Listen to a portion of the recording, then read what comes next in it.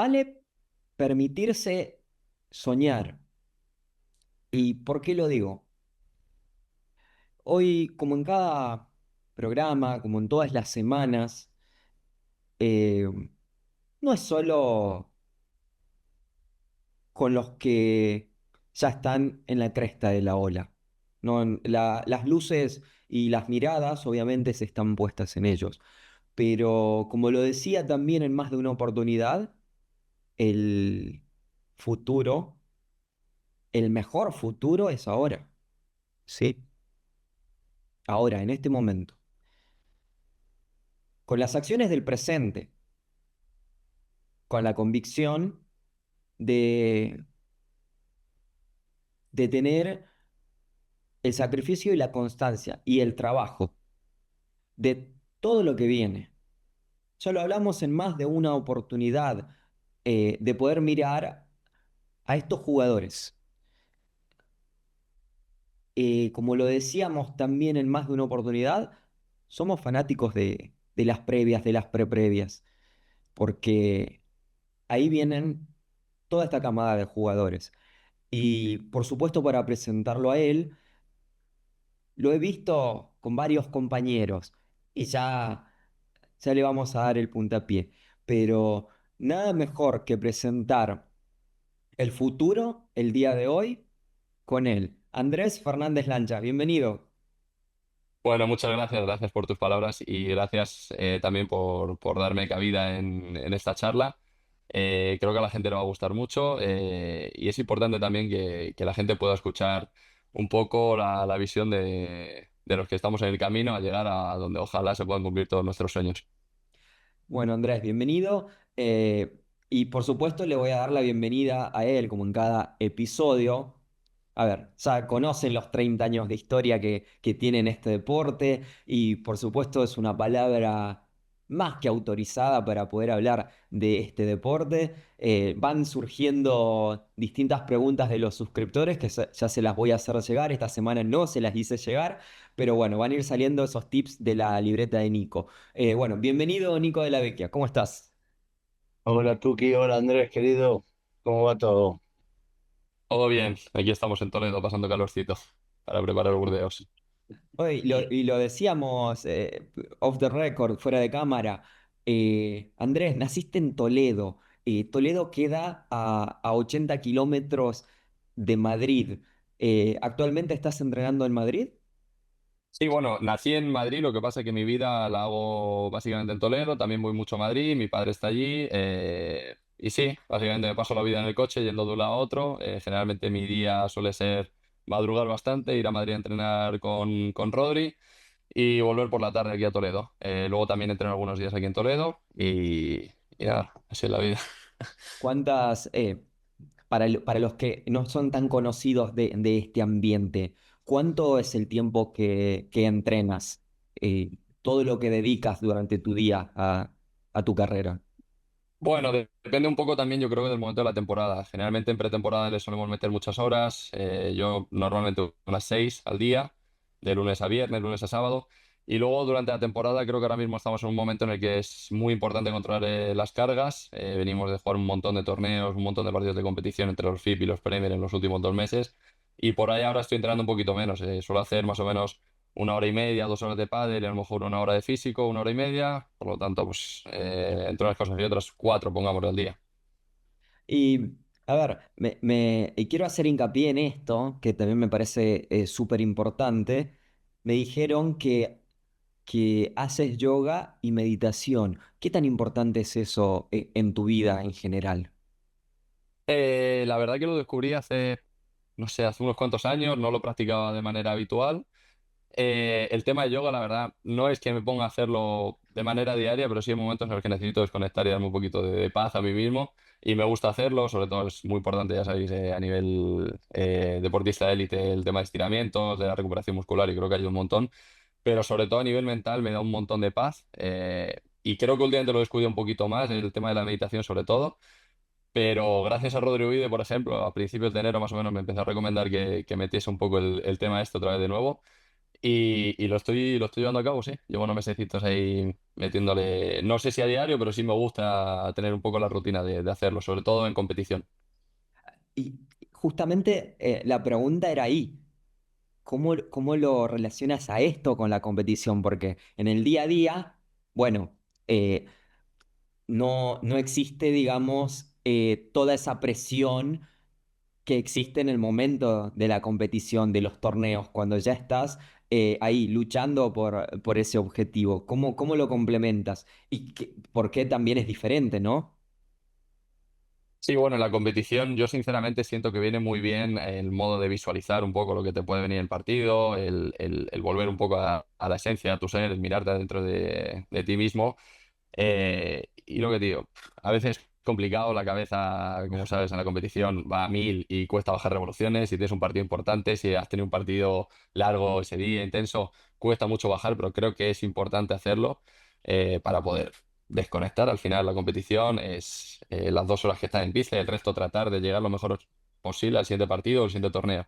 Así que todo lo que sea eh, poder olvidar el pasado para centrarte en el presente y preparar el futuro, maravilloso.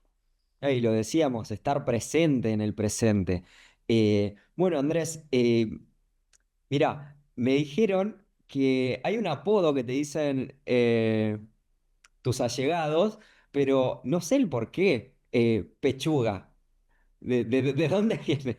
Porque me llegó esa Nah, información. esto de mi padre, de cuando yo era pequeño estaba así un poquito más gordito y la pechuga le llama a esto, a la parte del cuello. Y claro, estaba gordito y me salía aquí la papada y ya se quedó con pechuga. Sí, Mira, o sea, estuvieron muy bien los informantes entonces. sí, Eh, sí. También bueno, me comentaban que hiciste tenis y que también en alguna oportunidad también golf. ¿Qué es lo que descubriste en estos deportes? ¿Te empezaron a llamar la atención? ¿Es un hobby? Coméntame un poco de eso. Mira, no lo hice de manera profesional ni dedicándome a ello. O sea, el único deporte que he practicado de manera profesional, dedicándome, entrenándome, ha sido el pádel. Pero el tenis es un deporte que para mí es superior al resto. Me encanta verlo, me encanta jugarlo. No lo suelo hacer porque cada vez que juego me cojo vicios con la raqueta de pegarle muy liftado, del saque, todo. No me gusta, pero por ejemplo, la semana pasada estuve jugando con un amigo y me lo paso increíble. Y luego el golf, jugué con mi abuelo, que en paz descanse, jugaba un montón con él y me ayudaba un montón a desconectar, me lo pasaba genial. Y luego creo que empecé bastante pequeñito y se me daba bien. Lo que pasa que llevo, no sé, 3 años así más o menos sin jugar, entonces habré perdido. Ahora mismo no he hecho una competición a nadie a eso. Y bueno, y mira, casualmente lo que seguía era preguntarte por tu fan número uno. Justamente tu abuelo. Me había llegado, Sí. eh, bueno, en memoria de él también, que seguramente iba a ser muy, muy especial este programa, pero ¿cómo te sienta recordarlo? Y sobre todo, si con miradas a tu futuro, sabiendo todo lo que estás trabajando y seguramente que lo extrañas, pero si tuvieras que mirar de acá a 10 años, ¿qué es lo que te gustaría, o cómo te gustaría sentirte? Al margen del resultado, ¿eh? Porque los resultados son una cosa, pero ¿cómo te gustaría sentirte y mirar al pasado? Pensando obviamente también en que siempre está ese espectador. Sí, ¿qué voy a decir de él? Me ha estado acompañando desde que era muy pequeño. Recuerdo una anécdota que me pasó cuando éramos pequeños. Generalmente en los torneos de Madrid solíamos ganar los primeros partidos bastante fáciles. Ah.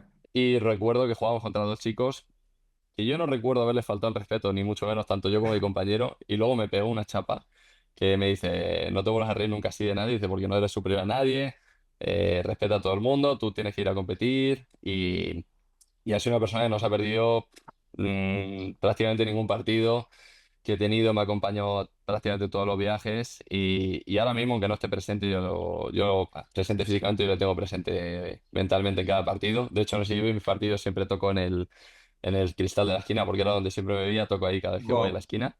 Sí, y me acuerdo un montón de él. Y precisamente lo que me dices, el otro día iba pensando en el coche, como te he dicho, paso un montón de horas en el coche y me da para pensar mucho. Y digo, joder, digo, qué lástima, digo, que no esté viviendo todo lo que estoy empezando a vivir ahora, porque estoy muy orgulloso de dónde estoy y de lo que creo que puedo llegar a ser. Dentro de 10 años, pues ojalá llegar lo más lejos posible, no sé a dónde se puede llegar. Yo confío que tengo una bonita carrera por delante.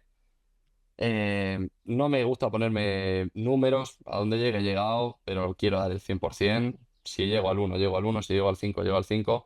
Feliz con ello, pero sí me gustaría estar jugando las grandes finales, las semifinales, cuartos, estar de manera asidua ahí y ser uno de los grandes. Me hiciste emocionar, Andrés. También recordar a mis abuelos porque me conecta mucho. Con este presente, o sea, yo ahora tengo la posibilidad de poder mirar eh, para atrás y, y sobre todo eso, me emocionó mucho esto que dices de mirar al vidrio porque es de donde él te miraba. Así que bueno, nada, te agradezco por compartirlo. Y, y saliendo de eso, quería consultarte también porque esto del vidrio siempre va relacionado a alguna cábala. ¿Tienes alguna otra cábala? De pequeño era insoportable con ellos. O sea, ten- me acuerdo cuando íbamos a los torneos, si íbamos y el primer partido le ganaba, teníamos que cenar en el mismo sitio cada día, por más que fuese horrible el restaurante. Teníamos que aparcar en el mismo sitio siempre. Y ahora estoy en un proceso en el que digo, vamos a hacer todo lo contrario siempre. Digo, si el primer partido aparcamos en este sitio y vamos a aparcar en el contrario. Si el primer partido comí pasta, digo, ahora vamos a comer carne antes. Digo, no me gusta tener mucho, más allá de los toquecitos de botar la bola 6 veces, que se la boto siempre antes de los saques y pasármela por debajo de las piernas, pero no es que tenga una cábala siempre antes de los partidos. Esa es muy de básquet, ¿eh? Sí, Esa que haces es muy de baloncesto, muy de básquetbol. Pero sí. está buena, me gusta. Sí, si te fijas, hay algún otro chico que lo hace en el circuito. No lo Sí, copié sí, ni sí. creo que me hayan copiado, pero hay alguno que otro lo hace, sí. No, no, sí, sí, lo he visto. No sé si Chisco Gil también lo hace. eh, no recuerdo ahora con exactitud. Y hay Eh, algún chico, Barahona creo que lo hacía también. Bueno, Barahona, sí, sí, Sí. también. Sí, sí, el zurdito. bueno, la Eh, de Gonzalo Alfonso con la gorra. Juega con la misma gorra todo el torneo, no la lava hasta que queda afuera. Sí, ahí, para arriba, ¿eh? Estamos enfermos de la cabeza, no tiene solución lo nuestro, yo creo. Pero bueno. bueno, pero son cosas, no sé si justamente a raíz de eso estaba leyendo hace 2 días a Andrea Gassi y le preguntaba a él, Andy Roddick, le preguntaba, ¿cuándo le pudiste quebrar a Rafa Nadal? ¿Cuándo le pudiste quebrar el saque? Y le cuenta que solo le pudo quebrar el saque pocas veces y que una de ellas fue cuando le tiró una de las botellitas que tomaba Rafa, que estaba mal acomodada, se la tiró al suelo y dice que lo desconectó, le quebró el saque y bueno, que después se reían, lógicamente, ¿no? Pero, pero es un orden, o sea, yo siempre digo que mientras no sea algo enfermizo y no sea algo que te lleve a hacer locuras. No sé si leíste algo de un entrenador argentino que se llamaba Bilardo, que fue el primer entrenador que sacó a Argentina campeona del mundo en fútbol, que era un enfermo directamente, a veces hacía cosas de locos. Pero yo creo que si lo haces para tener si eso te genera una cierta tranquilidad, una cierta calma, creo que está perfecto. Sí, el problema es que hay que tener cuidado porque a veces se te complica como no lo hagas, como no lo lleves a cabo. Por ejemplo, el otro día mismo en Roma, me acuerdo, yo siempre escribo a mi madre antes de los partidos, oye, voy a calentar, lo te cuento, hablo con ella un poquito. Y el otro día en Eh, Roma estaba despistado porque no tuvimos prácticamente tiempo y me acuerdo que me metí en la pista y digo, "Ay, Dios, digo, que no necesito de mi madre, verás todo el partido, cómo va a ir, Dios, seguro que va a ser un desastre. Ganamos tranquilamente, pero ya en mi cabeza estaba eso, y ya no me vuelvo a olvidar nunca más. Y hablabas de ese torneo de Roma. Veníamos ya con la posibilidad de poder hablar contigo, pero cuéntame, ¿qué es lo que te llevas de ese torneo? Que sé que estuviste a los pelotazos duros para todos lados, corriendo para todos lados también. Fue un torneo, es decir, creo que el más bonito que he jugado nunca. Es la primera Wow. vez que jugaba allí, debuté, es espectacular. El mejor recinto que he visto nunca para practicar deporte. La única parte mala que hacía un calor impresionante. Yo creo que activaron el protocolo de calor porque hacía más de 50 grados dentro de la pista. Eh, y eso obviamente afectó al juego. Era un pádel súper rápido, no se podía tirar un globo, cualquier jugador le pegaba de cualquier lado. Se hacía muy difícil y muy sufrido. Había que esperar cualquier fallo del rival a ver si podías ahí encontrar alguna oportunidad para hacer algún break y estar muy despierto adelante. De hecho, el partido que perdemos contra Momollón, creo que el primer set ellos estuvieron muy finos y nosotros por ahí no encuentras el feeling y como en una pista tan rápida no estés al 100%, el partido dura 40 minutos y te vas. Por suerte luego pudimos encontrar y en el segundo set tuvimos bolas de set, estuvo más igualado, pero lo que te digo, si estás bien creo que el partido se iguala un montón, pero como estés un poquito peor de lo normal, se desequilibra. Claro, y ahí está, eh, digamos, a ver, hoy en día ya tienes esa información. Quiero hacer hincapié en lo siguiente. Eh, Está bien, quedas afuera del torneo y demás, como la mayoría, ¿no? Porque los que ganan son dos. Al resto le toca perder, entendiendo eso. ¿Y qué es lo que viene después? Porque mucho en redes sociales no está, todos piensan, el aficionado, piensan que ustedes ya se van a la casa o regresan, pero hay un trabajo posterior después. ¿Qué es lo que luego toca para un jugador profesional? Sí, obvio, como te comentaba antes, al final no te puedes quedar estancado en la derrota, hay que pensar siempre en el siguiente. Y después de Roma, por ejemplo, yo recuerdo que traté de meter fisio todo lo que podía y más allí en el torneo, de recuperar lo mejor posible, porque teníamos el torneo de Valladolid dentro de nada y tenía una semana de entrenamientos que quería prepararla bien. Y bueno, como te digo, estudiar mucho el partido, a ver qué errores había. Se venía un torneo en cierto modo con unas condiciones parecidas que era Valladolid, lo cual ayuda para seguir un poco en la sintonía de preparación de lo que se venía preparando en Roma. Y nada, a partir de ahí, pues vuelta al trabajo, pensar en el siguiente torneo y no quedarte estancado en lo que pasó, sino aprender de ello. Excelente, Andrés. Andresito, contame quién es más insoportable, el papá de tu compañero o tu papá. No me metas en ese barro. No, son los dos, están los dos bien. El problema es que al Estás final liando. el padre de Enzo está con nosotros y yo estoy enamorado de él en el banco.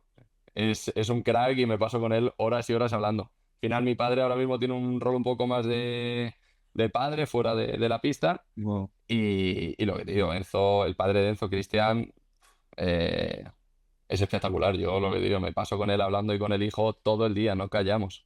Salen temas de conversación todo el rato, hablamos de pádel, de su época, de la nueva, de método de entrenamiento, de todo lo que te puedas imaginar, hablamos. Y luego en el Te, banquillo es una persona que sabe un montón. te ha contado que era insoportable, ¿no? Jugando ¿En la pista? se- No. era pero insoportable porque era un tipo que junto con Damián Díez formaron una de las mejores parejas de Argentina y hubo un buen tiempo donde ganaban todos los torneos, le ganaban a Gatti Gerlasayge, le ganaban a todos los mejores, pero tenían un estilo de juego de muchos globos, Cristian no tenía una técnica muy depurada, pero era terrorífico con esa altura que tiene, jugando de revés, un crack, realmente admirable, un tipo aparte, como decís vos, con el que podés hablar de cualquier cosa y muy meritorio, hablábamos el otro día, porque no sabemos ¿qué otro jugador se puede dar el lujo de decir que su hijo y su hija están entre los mejores jugadores del mundo, ¿no? Y haber sido él uno de los mejores del mundo. Por eso te lo preguntaba. Y bueno, no sabía que era insoportable dentro de la pista. Cuando le vea, se lo recordaré. O, Porque o sea, a veces insoportable soy yo y me siento mal por ello. Digo, pobrecito lo que tienen que aguantar. pero se lo recordaré si no me siento tan mal yo. Y sí, obviamente, respecto a lo que dices, yo estoy aprendiendo un montón de él el tiempo que estoy pasando, tanto con él como con su hijo. Y si ves a los hijos, los tres, te digo, tienen una forma de jugar bastante parecida, porque no sé si lo conocéis, pero aparte tiene un hermano, Cristian, Sí, sí, lo conozco. que es un poquito, no entrena tanto ni nada de ello, pero el chico juega una fortuna, tiene un talento y una facilidad impresionante. De hecho, te diría que más que Claudio y que Enzo. Sí, Wow. fue, de hecho fue al primero que conocí, porque fui a jugar un torneo en un club que no recuerdo dónde era, y de repente veo que decía Jensen, y digo,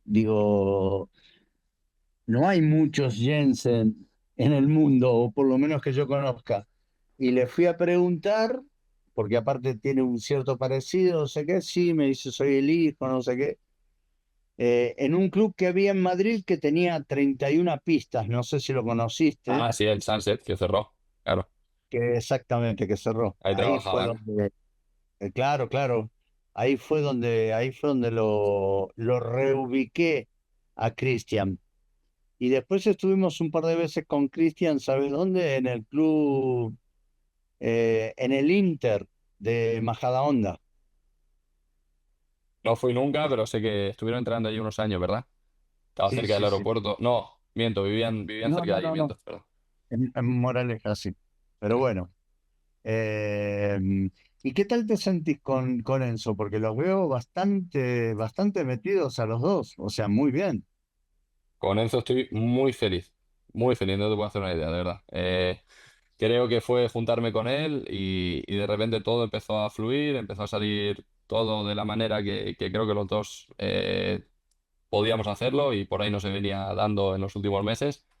Eh, ¿Qué te puedo decir? Si es que no quiero dejarlo ahora mismo, ni creo que él quiera dejarlo, creo que estamos los dos bastante contentos. Tenemos una cosa que es muy importante, que somos un equipo con unos objetivos similares, queremos los dos llegar a un mismo sitio y qué mejor forma de seguir confiando juntos, seguir luchando juntos y que al final yo creo que se está dando bien la cosa como para seguir creyendo en ello. Al final, el año es largo, se van a dar resultados malos como a lo mejor se puede dar el torneo pasado de Valladolid, que no se dio de la manera que esperábamos, pero bueno, no se gana siempre ni todos los torneos se van a dar espectaculares. Bueno, pero no era un partido fácil. No es que perdiste un No, partido. No era una pareja fácil. Era una pareja. Yo siempre digo lo mismo, ¿no? Una cosa es perder contra una pareja que vos sabés que estás en una posición deportiva un poco mejor y perdés. Entonces la calentura es un poquito más grande. Ahora, eh, si perdés contra sí, una pareja que sabés que las chances están muy parecidas, muy parejas, y aparte de la manera en que perdiste, ¿no? Que también fue ajustadísima.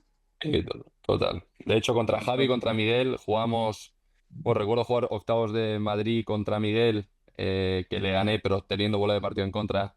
Wow. Eh, sí, partidazo. Y luego este mismo año jugamos contra ellos un FIP en Alicante y fue 2 horas y cuarto de partido, 7-6, 7-6. Un partido súper Bueno, igualado. Al final somos dos parejas, yo creo que tenemos un nivel bastante parecido y sabemos que cada partido que nos metemos contra gente de ese ranking más o menos va a ser un partido luchado que puede caer de cualquier lado. Sí, es verdad, este dolió creo bastante porque lo teníamos set arriba, ahorita arriba y ya wow. ha pasado varias veces en estos últimos meses que no nos sucede lo mismo, pero bueno, al final es deporte, habrá que aprender de ello y no queda otra. Por ejemplo, Andrés, esto que ya lo tienes como información de ir set arriba, break arriba, en estos niveles tan altos, que los precios obviamente se pagan caro el no aprovechar una oportunidad, pero luego a esto, ¿cómo lo trabajas con tu equipo? Uf, complicado, ¿eh?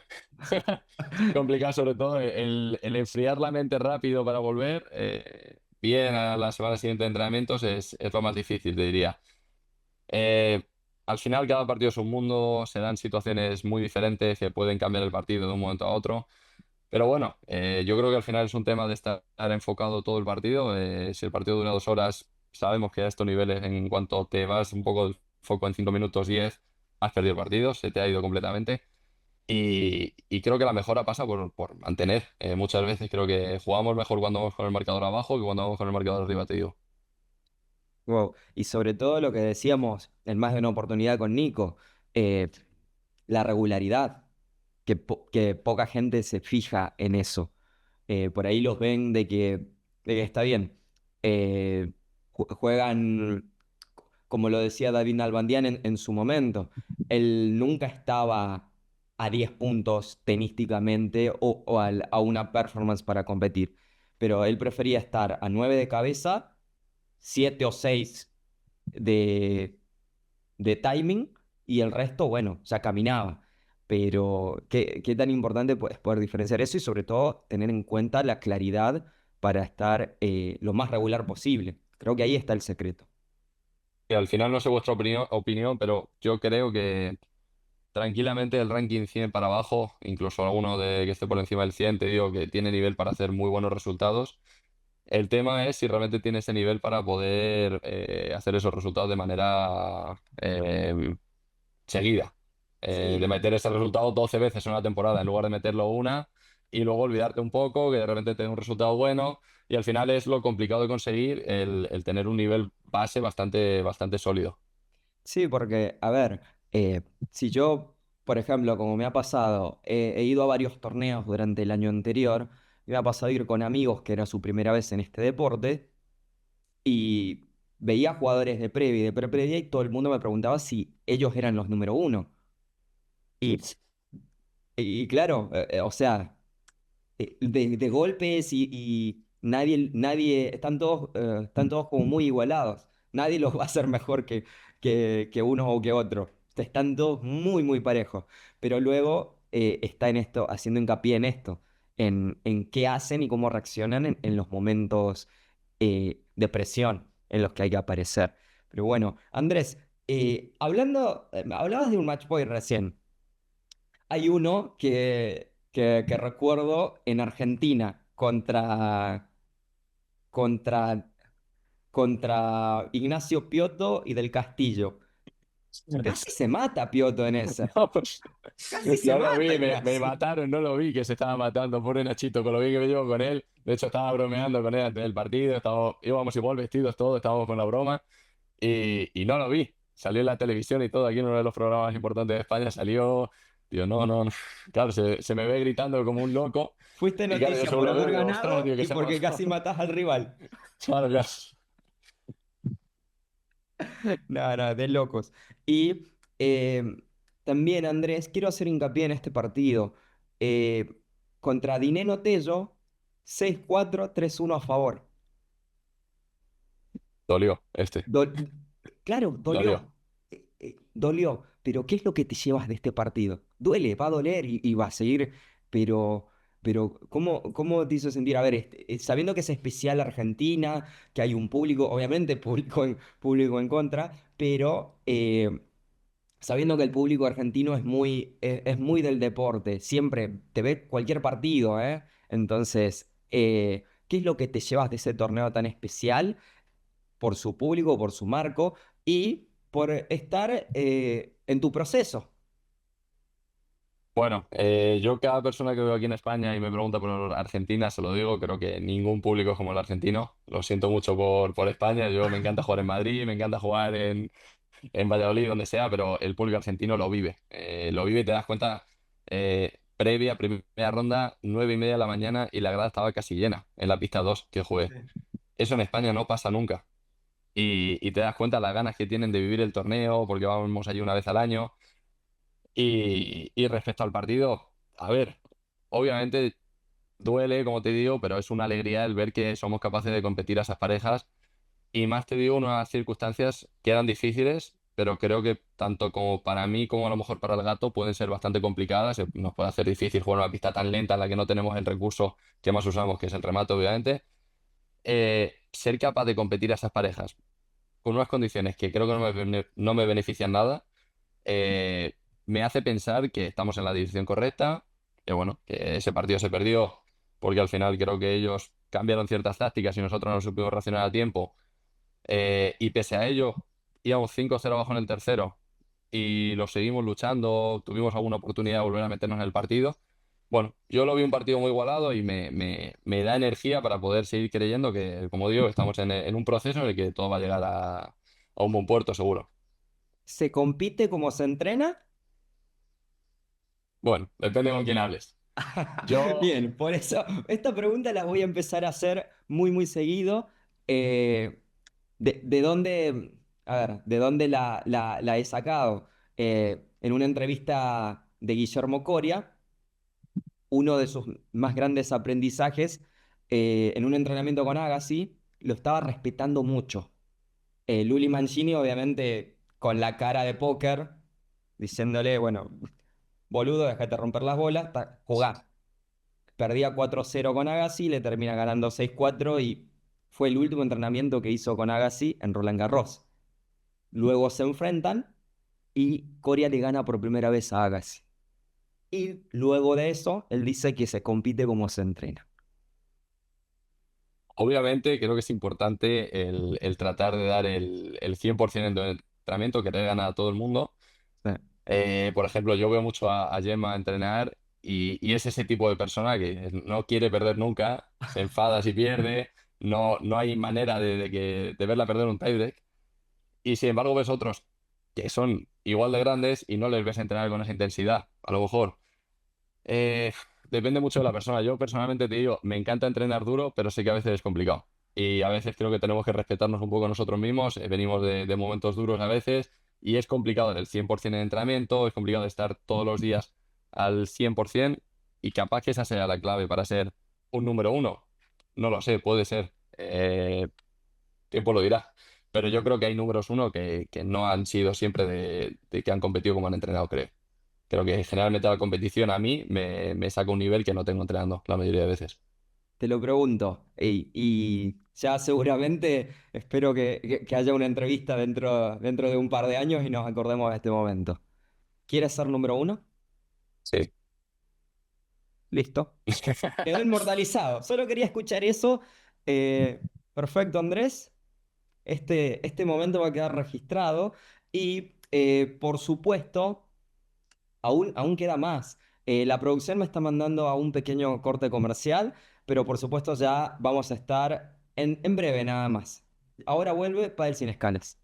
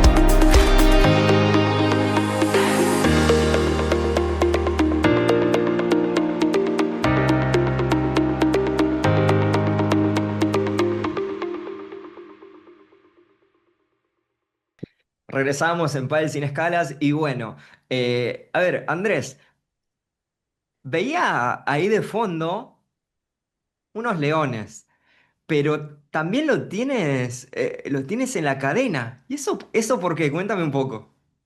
Bueno, este me lo regaló mi madre después de los cuartos en Madrid. Me gustó de antes. Oh. Los animales, no soy muy de animales, pero me gusta un poco la energía que transmiten, los valores, la ferocidad. Y luego en el cuadro ese son dos leones que lo tengo compartido con mi hermana. Me recuerda el león y la leona, mi hermana y a mí, que Ujú. somos uña y carne. Y bueno, por eso lo tengo. Al final me gusta siempre sentir algo de la familia cerca cuando estoy compitiendo. Wow, entonces hay que inventar algún apodo, o el león joven, o Simba, o algo va a haber que inventar, o bautizarte. Bueno, o sea, hablábamos en el corte que me hacías acordar a Fabricio Maturano, el león viejo que le decíamos, eh, la verdad, todo un profesional en el BMX y en la historia del BMX argentino. Un abrazo grande para Fabricio. Eh, bueno, a ver. eh, y ahora te voy a preguntar por él. Eh, Hablo de tu padre, que me decías de que hoy ya está directamente, no es más tu entrenador, pero fue tu entrenador. Eh, ¿Cómo fue esa etapa de desprendimiento? Eh, yo creo que al final es una época complicada. Me estaba metiendo un poco ya en pádel profesional y estábamos pasando un montón de horas juntos en viajes, entrenamientos, que bueno, yo creo que era un momento complicado, como te digo, de que a lo mejor las cosas no se estaban dando del todo bien y pasé con él millones y millones de horas entrenando desde que tenía, no sé los años, pero muy, muy pequeño, ya no solo entrenando, sino jugando con él. Sí. Vamos, gracias a él le debo todo lo del pádel porque ha sido prácticamente no el que me ha enseñado, pero el que me ha metido en el mundo, el que ha peloteado conmigo a las tantas de la noche, el que perdíamos un día y el día siguiente estaba con el carro, tirándome millones y millones de pelotas, buscando la solución de mejorar. Y bueno, al final yo creo que llega un momento en el que también te tienes que adaptar un poco al pádel profesional y tienes que buscar un poco la salida de dar el paso a una academia, a entrenar con entrenadores profesionales que tengan sus jugadores, con los que puedas entrenar. Y por ahí empecé con Maxi Graviel, de ahí fui a Madrid con la academia que tenía compartida con Gaby. Y fue un poco el proceso de dejar de entrenar con mi padre, básicamente también porque era una cuestión de tiempo y de que cuando lo hacía, a lo mejor lo hacía sin ganas, de que ya pasaba un montón de horas tanto entrenando en Toledo como en Madrid Sí. y a lo mejor no era adecuado el estar metiéndole más horas incluso el estando con mi padre, porque además creo que nos está afectando un poco la relación padre-hijo, puede ser. Y él comentaba de que fue un antes y un después cuando sacaste el carnet de conducir. Me decía, bueno, eh, ya es libre. Sí. Entonces ahí es como que le cae, como decimos en Argentina, la ficha de que ya te dio todo lo que tenía para darte y que te tocaba emprender. Y ahí creo que entendió que iniciaba tu camino profesional en este Sí. deporte. Sí, puede ser. Como te dije antes, al final no he tenido la suerte, no es una desgracia ni mucho menos, pero no he tenido la suerte de vivir como otros chicos que a lo mejor viven cerca del lugar de entrenamiento. Yo siempre viví cuando estaba en Madrid a 50 minutos, una hora del lugar de entrenamiento en la sierra, y cuando estaba en Toledo, pues más de lo mismo. Entonces, todo el rato tenía que estar dependiendo y haciendo mil ajustes, a ver si me llama mi padre, si no mi abuelo, si no mi abuela, si no mi madre. Era muy complicado todo y al final con el carnet, pues bueno, te da esa libertad que te permite entrenar más y mejor. Andrés, quiero llevarte a este momento, a el P1. No me nombrabas Madrid, y se me vino a la cabeza el P1 que juegas con diestro. ¿Qué recuerdo tienes de ese torneo? Bueno, un momento que cambia mi carrera deportiva, obviamente. Si te soy sincero, creo que venía de estar, pues, a lo mejor un año y medio un poco perdido. Sí. Yo sabía cuál era mi rumbo, que sé que estoy recorriendo ahora, pero bueno, se complicó todo un poco con el cambio de circuito, no tenía puntos, no estaba en FIP, no hacía buenos resultados y de repente se me presenta esta oportunidad y la aproveché como nunca había pensado, la verdad. Debutar ahí en el Wizzing Center, un cuadro final contra Miguel, que es una leyenda, ganarlo, al día siguiente volver a ganar, al siguiente igual. Fue espectacular y el tener el placer de jugar contra los número uno en la cancha central, unos cuartos de final, es algo que a mí ya no me van a poder quitar. No sé cómo irá mi carrera, yo creo que va a ir bastante mejor que eso, pero bueno, yo con 19 años ya lo hice, ya lo tengo ahí y es un peso que me quito de encima. Y sobre todo, a ver, tener a tu gente seguramente ahí, todo lo que representa el Wizzing Center.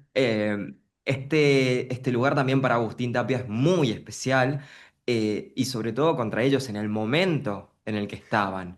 Entonces, no es fácil pararse.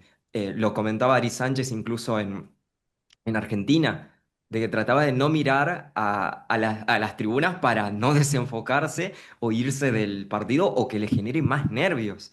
¿Cómo manejaste esa situación durante todo ese torneo? A ver, yo si te soy sincero, a mí el que haya gente viéndome jugar y que el público sea lo más ruidoso posible y que haya la más gente posible, me Ah, motiva un montón. A mí jugar con tres personas viéndome me cuesta más jugar una primera ronda de previa. A mí ponme a jugar semifinales, ponme a jugar final, que a mí eso es lo que me gusta, es para lo que creo que he nacido y para lo que entreno.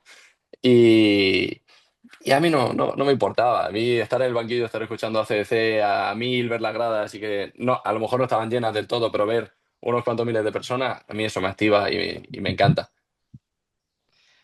wow. Bueno, quedó más que claro que no tienes problema con la exposición. No. Bueno, Nico, ¿algo que quieras remarcarle a Andrés? No, sí, justamente le iba a preguntar por eso, porque lo conozco bastante a José de la época de Paquito Navarro y justamente quería preguntarle cómo lo había hecho sentir, porque es un muy buen compañero y quería saber eso, en esa relación de esos días a medida que se iban ganando, porque realmente, salvo la gente que verdaderamente te conocía, era una sorpresa realmente de preguntarse de dónde corno había salido este chico que se estaba plantando ahí en cuarto de final, ganando varios partidos y a parejas muy difíciles. Entonces quería saber cómo había sido esa unión y ese compañerismo con José. Creo que, si mal no recuerdo, él entrenaba contigo, ¿no? Y exacto, yo llevaba entrando con José, si no me equivoco, 2 años más o menos, y recuerdo que esa misma semana pedimos Wildcard, tanto Enzo como yo, para jugar el de Madrid, no nos lo dan. La verdad estamos los dos destrozados, no entendíamos por qué no nos lo habían dado, consideramos que era un poco injusto bueno, al final somos dos chicos de Madrid, se lo estaban dando a gente que no era allí y estábamos destrozados. Yo recuerdo esa semana ir a entrenar triste, no veía una salida y de repente, pues cuando menos te lo esperas, se presenta la oportunidad de jugar con José. Y la semana de entrenamientos antes de Madrid yo la recuerdo con mucha tensión y exigencia. Yo le notaba que él quería hacer un buen resultado allí. Obviamente yo también quería y fue una semana de mucha exigencia mental, te diría, sobre todo. Y una vez dentro del torneo fue un compañero que me encanta jugar con él. Te mete chicha, que a mí me gusta eso. Yo recuerdo fallo un resto en bola de partido contra Miguel Benítez y vino y buenas palabras no me dijo, pero a mí eso me encanta, a mí que me vengan y me activen un poquito, me encantó. Y bueno, fuera de pista, la verdad que no tuve mucho tiempo para compartir con él, porque al final era el torneo de Madrid, él se iba a su casa con su familia, yo me iba a mi casa con la mía, y nos veíamos al día siguiente para competir. Lo que te digo, creo que fue un compañero que me supo sacar lo mejor de mí en ese momento y le estoy muy agradecido. Y como lo decía Gaby Reca, si quieres un compañero que te hable bonito, que te trate bien, te estás equivocando de deporte. Hay un... Volvemos a hacer hincapié. A ver, dejas rápido el pasado y lo utilizas como información para lo que viene, como siempre, presente en el presente. Y observé mucho Paraguay. Observé mucho Paraguay. 6-3-5-4 y saque. 6-3. 5-7, 5-4 y saque versus Gonaga y Luis Hernández. ¡Qué partido! ¡Qué partido! Para que lo, a ver, para los fans del pádel, acá en México también y en el mundo, no se pierdan ese partido, porque el hecho de que no haya sido el resultado esperado, pero es como para sentarse y tomar lo que más les guste. Bien, vean pádel, señores. Es para aplaudirlo. Pero ese partido me llamó muchísimo la atención. Hablábamos de que vienen ciertos resultados recurrentes para ti. Es que ahí, siempre luchando, siempre hasta el final. Fiel, seguramente a tu estilo y a lo que quieres para tu carrera.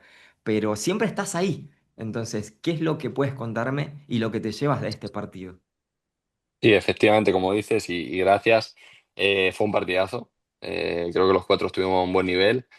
Y como anécdota del torneo te cuento que veníamos muy preocupados. De hecho, entrenando estábamos raros. No encontrábamos las sensaciones antes del torneo cuando fuimos allí porque veníamos de jugar, si no recuerdo mal, cuatro torneos FIT, que bueno, para si la gente no lo sabe, son condiciones completamente diferentes. La pista sigue midiendo 20 por 10, pero son clubes como el que puedes ir cualquier club en Madrid, en México o cualquier país del mundo, Sí.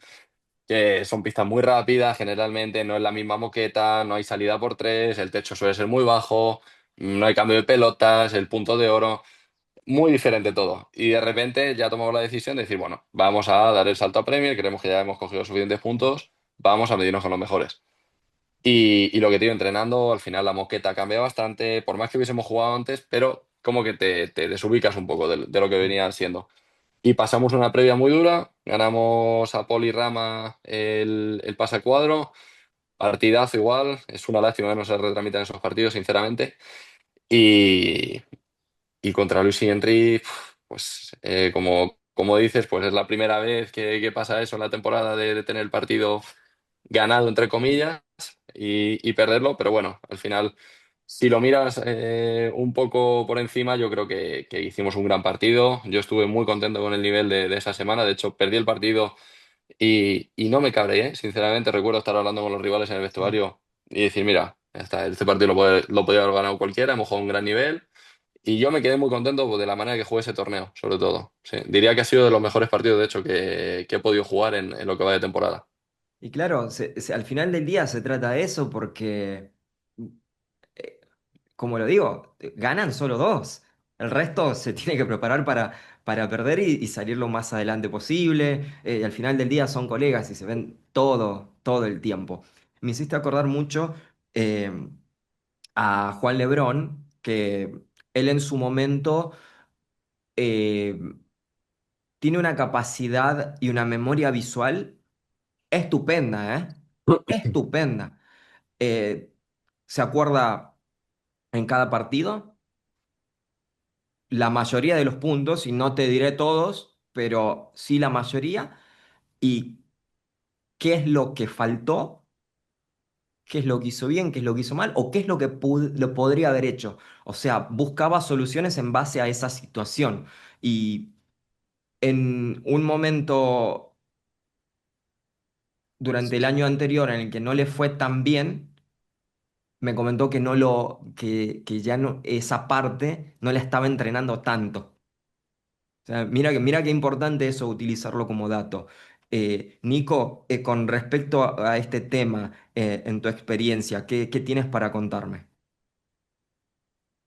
Bueno, esto es algo de una, de una muy difícil, eh, no te sé. Mira, te lo comento de otra manera. Ayer justamente estaba viendo un video de Ricky Rubio, Sí, que fue uno de los mejores jugadores europeos, se fue a la NBA, y él estaba contando que, o sea, él le quería sacar presión a la presión. Dice, tenés que tirar un tiro libre faltando un segundo, y eso se da muchísimo en el baloncesto. sí, Eh, y él dice. yo no quiero tener tanta presión, no quiero sacarle la presión a la presión y todo el mundo aplaudía y todo el mundo... Y yo estoy totalmente en desacuerdo de eso, porque es inviable, es imposible jugar sin presión. Es inviable, primero, porque todo lo que le espera a Andresito, y ojalá que el año que viene le hagamos otra nota y lo tengamos entre los 10 primeros, entre los 20 primeros del ranking. Pero van a ser todos partidos con presión. O sea, no va a tener un partido de 6-2, 6-2, 6-1, 6-1. No va a jugar contra Tuki y contra Nico. Va a jugar contra dos tipos que le quieren comer el hígado. Hay mucho dinero en juego. Va a haber patrocinadores. Va a haber un montón de gente que aplaude de un lado o del otro. O si o si va a jugar, y ojalá que lo tengamos pronto en la selección española, y va a jugar en la selección española, va a jugar sin presión el último punto contra Chingoto y Tapia. No. Entonces, es, o sea, yo entiendo hacia dónde quiere ir la gente y hacia dónde queremos ir actualmente, de quitarle presión, de quitarle tensión a los momentos. Hace 30 años, 40 años, 50 años, cuando yo competía, la presión era total y ni siquiera teníamos los medios o los métodos que tienen ahora. Andrés hace yoga, se lo ve muy enfocado con el tema mental. Por suerte, tiene una gran suerte mientras yo lo escuchaba contarnos su experiencia con Diestro, de que le gusta jugar con mucha gente, porque en definitiva es eso lo que le espera. Es inviable eh, que Tuki pueda ser un gran jugador si él detesta jugar con gente. Son dos cosas incompatibles. O es incompatible que a Andrés no le guste la presión, porque él va a tener presión. Si firma, porque él cuando vaya a pedir un contrato, y esto era lo que yo le quería contestar a Ricky Rubio, porque Ricky Rubio va y pide 15 millones de dólares en la NBA en un equipo, o 20 millones. Pero, ¿y por qué te voy a dar 20 millones? Y porque yo lo valgo, porque yo te hago ganar estos partidos, porque yo te hago ganar estos puntos. Ah, bueno, está bien, te voy a dar ese dinero. Pero si vos querés las cosas buenas de la vida, tenés que enfrentarte a la presión. Pero hay una anécdota muy buena, y con esto voy a terminar la Ujú. respuesta, si es que se puede. La dio, ¿sabes quién la dijo? La contó Shaquille O'Neal. Wow, a ver, adelante. Eh, la contó Shaquille O'Neal porque dice que jugaron un partido, él jugó horrible y había hecho unas declaraciones de que habían sentido mucha presión porque habían jugado en el Madison Square Garden, porque no sé qué, había 20.000 personas y no sé cuánto. Y dice que recibió una llamada del padre y le dice, te espero mañana a las 5 de la mañana en la puerta de casa.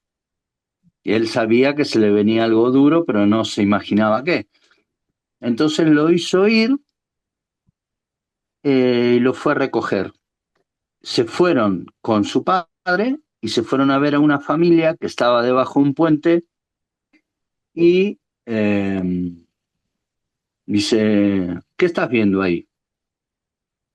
No sé, una familia que está debajo de un puente. Sí, pero ¿qué estás viendo? No sé, papá, ¿qué querés que vea? Y lo que quiero que veas, que eso que está viviendo ese señor, de llevar la comida a casa para el desayuno, para el almuerzo, para la cena, eso es presión. No vos, que ganás 20 millones de dólares por año, vos no tenés ninguna presión. Eh, a lo mejor es un poco, eh, no sé cómo decirlo, grandilocuente el ejemplo. Hubo un entrenador, creo que fue el Loco Bielsa, que los hizo levantar a todos, a los jugadores, y los llevó a un hospital a las 6 de la mañana, de la misma situación, los llevó a todos al hospital y les mostró lo que hacían las enfermeras, lo que hacían los doctores, lo que hacían las médicas en la guardia, en neonatología y en todas las oficinas. Esto, muchachos, es presión. Lo que ustedes hacen es jugar al fútbol y tienen la suerte de hacer un deporte y encima de que ganen mucho dinero. Por eso a veces no estoy tan de acuerdo cuando nos cuentan el tema de la presión. Y aparte, ayer estaba viendo a Juan Martín Díaz en una nota El con 2010. Seba con 2010, con Seba Nerone y con, no me sale ahora el nombre del otro Isaías. chico, Isaías. Eh, y Juan Martín, o sea, me considero muy amigo de Vela y Velas lo he visto vivir muchas situaciones en donde la presión era constante, que tenía que ganar este torneo para seguir siendo número uno, tenía que ganar este torneo porque se le venían Juan Imieres y Pablito Lima y le estaban tocando el número uno y los tipos seguían y seguían y seguían y no, nunca me demostraron que la presión fuera algo tan malo como quieren hacernos ver. A mí me gusta la presión, entiendo que la presión no es para todos y por eso me pone muy contento que Andrés no solo le guste jugar con gente, porque eso lo va a motivar y eso lo va a llevar a lugares que ni siquiera él conoce o que ni siquiera él piensa que va a llegar. Y lo mismo me pasa con el tema del trabajo de su mente, porque esto todos saben que la parte mental es muy importante, pero no todo el mundo la trabaja. Y me alegra que Andresito lo esté haciendo. No, y cada vez más los deportistas, a ver, esto no es que estamos inventando la pólvora, esto se viene haciendo hace bastante, pero lo que considero es que en esta generación está siendo un poco más consciente esa parte. No dudo que Jordan en su época lo haya trabajado, no dudo que Popovich lo haya incorporado. eh, y obviamente son herramientas para el día a día del deportista. Y hablábamos, Nico, Perdona que te corte, pero creo que somos mucho más débiles en ese aspecto que la generación antigua. Lo trabajamos más, puede ser, pero creo que la generación antigua tiene una mentalidad que nosotros no somos capaces de tener a día de hoy. wow, ¿qué es lo que consideras que cambia? Obvio, las herramientas de hoy Comodidad, son diferentes, ¿no? comodidad, generalmente la comodidad. Creo que no creo que sea mi caso que tenga tanta facilidad para todo en cuanto a conseguir todo de la manera que se quiera, pero creo que a día de hoy la mayoría de chicos cuentan con unas facilidades que antes no se tenía. No solo te hablo del pádel, como Sí. puede haber sido, no sé, el libro de Vela, que me lo he leído y me fascina la historia, como mil anécdotas que he escuchado de Gaby, de Chingo, de mil personas, que es digno de admirar. Creo que a día de hoy todo se nos da con más facilidad. Bueno, no hay más que ver el circuito en el que estamos a día de hoy. eh, bueno, hay cosas que mejorar obviamente, pero nada que comparar con lo que ha podido vivir esa gente hace 30 años. Y creo que eso Y, al final te forja la cabeza de una manera diferente. y Andrés, justamente lo que estaba por preguntar, viene, sí, del pasado, pero lo vamos a orientar en el presente. Eh, Todos estos deportistas, tanto Velasteguín, Juan Martín Díaz, Juan Imieres, Seba Nerone, Gaby Reca, Robbie Gattiker, quienes ya escribieron la historia, quienes estuvieron con el pico y la pala trabajando por este deporte, con una incertidumbre terrible, terrible.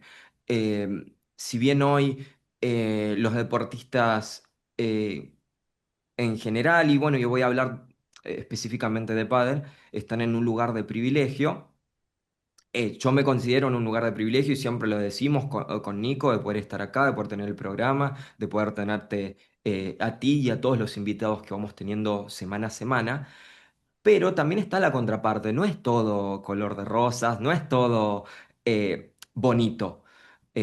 No son solo bonitas ideas, hay tormentas y a ver, es un tema que no sería controversial, pero sí me parece la oportunidad para poder hacer conciencia. Lo hiciste en algún posteo, en alguna oportunidad, pero hacer hincapié en los gastos que tiene un jugador profesional.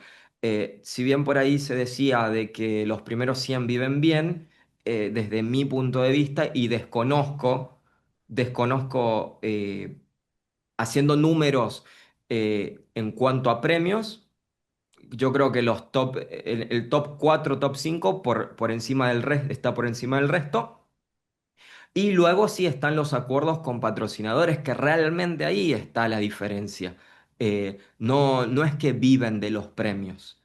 Entonces, haciendo hincapié en esto, Andrés, ¿cómo es la experiencia tú que estás en una etapa de tu carrera que estás comenzando, que estás insertando, que estás invirtiendo, que eres tu marca personal a día de hoy para con las marcas, pero ¿qué gastos representa ir al torneo? Porque es prepararse para ir a perder, es comenzar ir a pagar todos los precios posibles.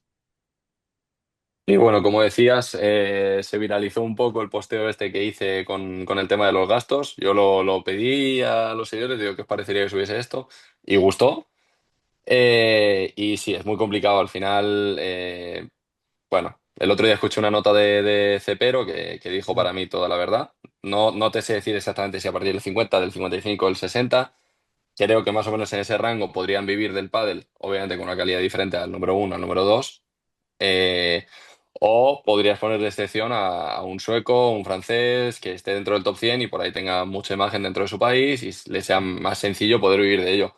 Pero de más lejos de ello, de un top 70, a no ser que sea un joven que haya firmado un contrato espectacular, que tenga una facilidad impresionante a nivel económico, lo normal es vivir bastante y sufrir mucho. Y efectivamente ir al torneo y la gira de América, pues bueno, yo perdí dinero, obviamente, pero yo perdí dinero haciendo una gira bastante decente, metiendo dos cuadros, avanzando ronda en Buenos Aires. Imagínate el chico que juega una fortuna, va allí, se gasta 3.000 euros y por lo que sea, le ha tocado un partido duro primera ronda o segunda ronda o incluso ha metido cuadro. Ha recuperado 1.000 euros. Tienes que pagar el entrenador, tienes que pagar los impuestos de lo que ha ganado, tienes que pagarte el vuelo, hoteles. Es una locura. Y la gente no ve que no es solo eso, sino que luego también, bueno, pues hay unos entrenamientos, tienes que pagarte un preparador físico, tienes que pagarte pues, la gente que quiera un nutricionista, mm, mil historias que son muy caras y creo que la gente no es consciente de los gastos que podemos asumir, pero son varios miles de euros al mes. ¿Cuánto es? Ahora te quiero decir algo. ¿Sabés cuánto ganaban hace 20 años? Te hablo del año 2005, 2006, 2007. ¿Sabés cuánto había de premios en un torneo? 1.000 euros por Tre- día, más o menos. Bueno, Eran 6.000 euros, 6.000 euros, y la pareja que ganaba se llevaba el 25%, es decir, se Wow. llevaba 1.500 euros, la pareja. O sea, fíjate, bueno, seguramente a todos los que les preguntes, al mismo Vide, a Gaby Reca, al que vos le preguntes, yo creo que nadie, ni el más optimista, pensaba que el pádel iba a llegar al punto en el que hoy está, porque ha crecido de manera vertiginosa en los últimos 10 años. Y es verdad que tienen muchísimos gastos y de hecho no es que yo estuviera en contra de ir a jugar a Sudamérica, de ir a jugar a México, de ir a jugar.